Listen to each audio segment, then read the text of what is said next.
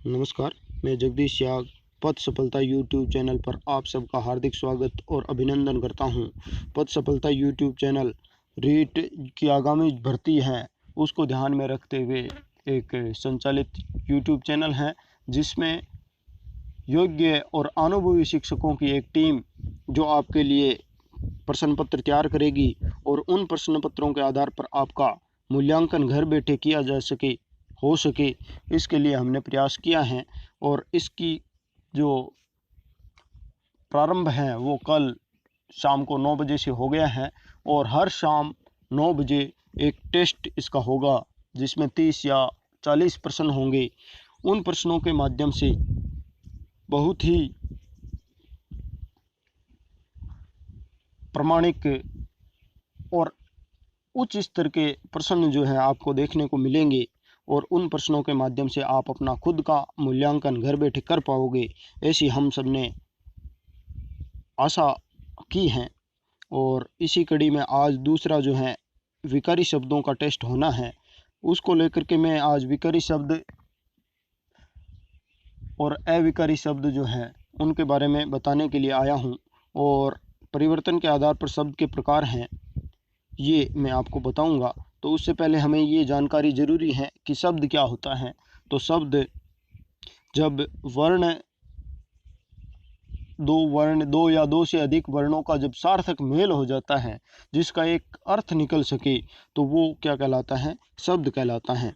तो शब्द के परिवर्तन के आधार पर कितने प्रकार होते हैं? तो उनमें दो प्रकार होते हैं, एक विकारी शब्द और दूसरा अविकारी शब्द। विकारी शब्द हम आज पढ़ेंगे संज्ञा विकारी शब्द, जिसमें शुरुआत में ये पढ़ लेते हैं कि विकारी शब्द होते क्या हैं। तो वे शब्द जिनमें लिंग वचन कारक काल के आधार पर यानी वाक्य में प्रयोग के बाद अगर लिंग बदल दिया जाए तो संज्ञा सर्वनाम विशेषण और क्रिया इन चारों में परिवर्तन हो जाता है। लिंग वचन कारक काल अगर बदल दिया जाए तो इनमें भी हमें परिवर्तन करना पड़ता है, अतः ये विकारी शब्द कहलाते हैं, यानी इनके आधार पर इनमें परिवर्तन हो जाता है। तो ये चार होते हैं, संज्ञा सर्वनाम विशेषण और क्रिया। उसके बाद है अविकारी शब्द। अविकारी वे होते हैं जिनमें लिंग वचन कारक काल में चाहे कितना ही परिवर्तन कर दो वो शब्द वैसे के वैसे रह जाते हैं, वो अविकारी शब्द कहलाते हैं। जैसे क्रिया विशेषण, संबंध बोधक, समुच्चय बोधक, विस्मयादि बोधक, ये चार हैं। और कुछ विद्वान निपात जो है उसे पांचवा भी मानते हैं। आज हम पढ़ते हैं संज्ञा विकारी शब्द के बारे में। तो संज्ञा की परिभाषा हम सब ने पढ़ी है कि किसी व्यक्ति वस्तु स्थान प्राणी या भाव के नाम को क्या कहते हैं? संज्ञा कहते हैं। जैसे राम, मेज, बीकानेर, गाय, मिठास, ये क्या है? संज्ञा है। इसके मुख्यतः 3 भेद होते हैं, कुछ विद्वान 5 भेद भी मानते हैं। तो हम पढ़ते हैं।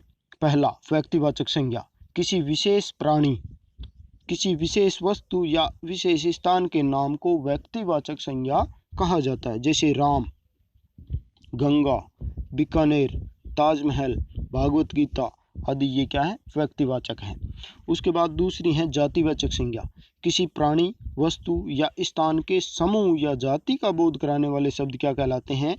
समूह या जाति का बोध कराने वाले शब्द क्या कहलाते हैं? जातिवाचक संज्ञा कहलाते हैं। जैसे मनुष्य, स्त्री, पुरुष, बालक, नदी, शहर, पुस्तक, ये क्या है? जातिवाचक संज्ञा है। अब मुख्यतः जातिवाचक और व्यक्तिवाचक संज्ञा में थोड़ा जो अंतर होता है वो भी समझ लेना चाहिए। जातिवाचक में जैसे नदी शब्द दे दिया तो नदी क्या हो गया? जातिवाचक हो गया। लेकिन नदी का नाम दे दिया जाए, जैसे गंगा नाम दे दिया, तो वो क्या हो जाएगा? व्यक्तिवाचक हो जाएगा। नदी तो सब नदियों को संबोधित करने वाला शब्द है, जबकि गंगा एक विशेष नदी को संबोधित करने वाला शब्द है। ये दोनों में अंतर होता है। जैसे ये बीकानेर है, किसी सीधा लिख दिया जाए शहर, तब तो वो क्या है? कोई सा भी शहर हो सकता है, यानी एक समूह को संबोधित करने वाला है, एक जाति को संबोधित करने वाला है। लेकिन अगर शहर का नाम दे दिया जाए जैसे बीकानेर, तो ये क्या हो गया? व्यक्तिवाचक संज्ञा हो गई। इसी प्रकार से पुस्तक, अगर पुस्तक लिखा है तो ये एक जाति को संबोधित करने वाला है। अगर पुस्तक का नाम लिख दिया जाए जैसे भागवत गीता, तो ये क्या हो गई? व्यक्तिवाचक संज्ञा हो गई। ये इनमें मुख्यतः भेद हैं दोनों में। अब कुछ विद्वान संज्ञा के 5 भेद करते हैं, उनमें कौन से होते हैं? एक है द्रव्यवाचक, चौथा क्या करते हैं, द्रव्यवाचक, और पांचवा करते हैं समूहवाचक। तो उनको अगर हम 3 माने तो इनको दोनों को जातिवाचक के अंदर समाहित कर लिया जाता है। तो उनमें पढ़ लेते हैं। द्रव्यवाचक कौन सा होता है, तो किसी धातु या खाने पीने की वस्तुओं के जो नाम होते हैं वो क्या कहलाते हैं, द्रव्यवाचक कहलाते हैं, और इनको हम इस जातिवाचक के अंदर समाहित कर लेते हैं।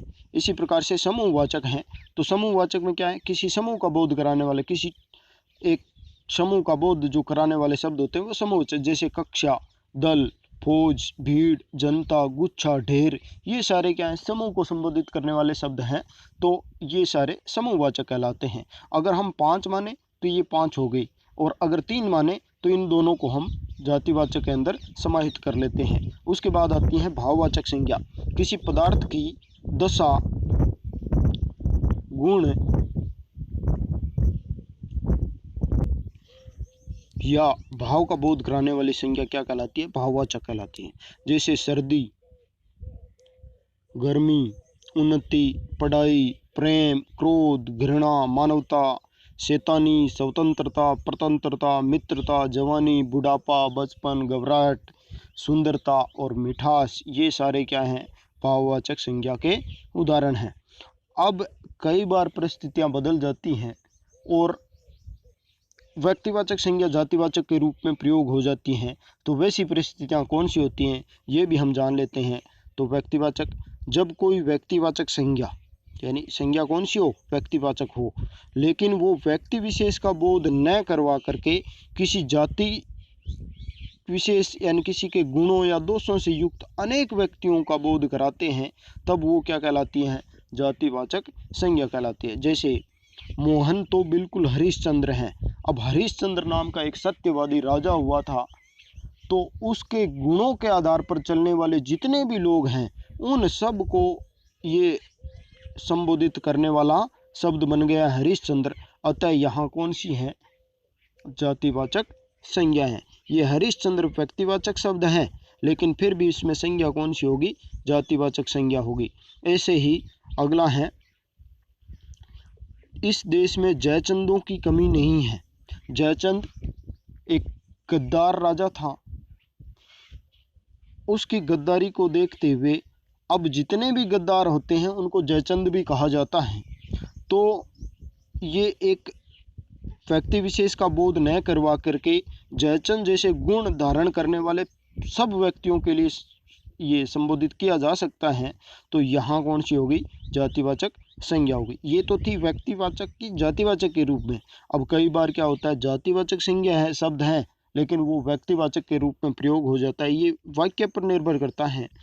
तो ये कौन सी स्थिति है, जब कोई जातिवाचक संज्ञा संपूर्ण जाति का बोध न करवाकर किसी व्यक्ति विशेष का बोध कराती हैं, तब वह व्यक्तिवाचक बन जाती है। जैसे गांधी जी, गांधी जी एक जाति विशेष हैं, एक समूह को संबोधित करने वाला शब्द है, लेकिन यहाँ गांधी जी जो हैं वो मोहनदास करमचंद गांधी के लिए प्रयुक्त हो रहा है, किसी एक व्यक्ति विशेष के लिए प्रयुक्त हो रहा है। तो ये व्यक्तिवाचक संज्ञा है। जैसे नेताजी ने आज़ाद हिंद फौज की स्थापना की, तो यहाँ नेताजी शब्द जो है वो भी सुभाष चंद्र बोस के लिए काम आ रहा है, तो व्यक्ति विशेष के लिए काम आ रहा था। इसमें क्या कौन सी हो जाएगी, व्यक्तिवाचक संज्ञा हो जाएगी।